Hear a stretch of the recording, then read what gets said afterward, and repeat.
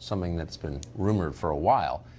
Late last year, a U.S. Navy F-A-18 fighter jet took a very clear photograph on a personal phone of a triangle-shaped unidentified aerial phenomenon. That vehicle, whatever it was, appeared to be operating with a propulsion system that generated no visible exhaust. Hard to see how that could happen. The sighting likely places the UFO near a U.S. nuclear-powered aircraft carrier. That shouldn't be surprising because a string of UFO sightings have involved nuclear reactors and warheads. That same report also goes into some detail on underwater UFOs, which behave in ways that science can't explain. Tom Rogan has been following all of this quite carefully for some time. He's a columnist at the Washington Examiner. We're happy to have him on tonight. Tom, thanks for coming on. First, tell us about the sighting in late 2019. Yeah, good to be with you, Tucker, and thanks for covering this because not enough journalists, I think, do. The late 2019 incident essentially involved a U.S. carrier strike group, as with the incident in 2004 and 15, doing its workups on pre-deployment, preparing to go abroad and do the missions that the Navy are assigned.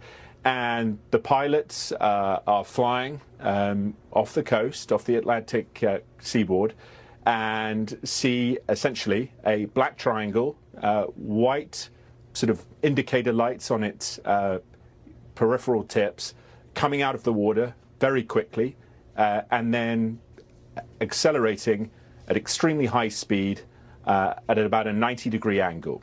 And one of the pilots took a photo, very good photo, I'm told, by multiple sources on his iPhone. And myself and Tim McMillan, who really led the charge in this investigation, have sort of tied it down. So I think the real point of note on this is that this phenomenon, whatever it is, continues to occur.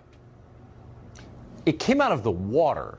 So expound on that a little bit. There have been over the years a number of reports of unidentified underwater vehicles moving in ways that don't make any sense at all. Tell us what you know about that.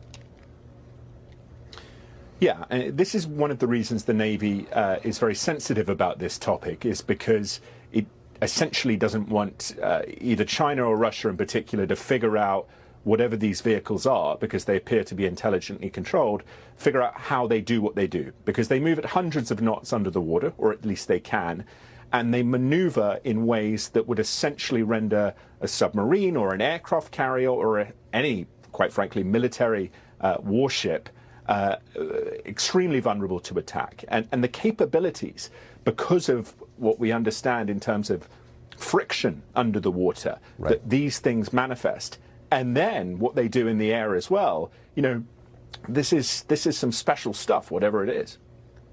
Well, a bullet doesn't travel hundreds of knots an hour underwater for long. I mean, I don't think any human-made object ever has. We've never imagined something like that. So what could be the explanation?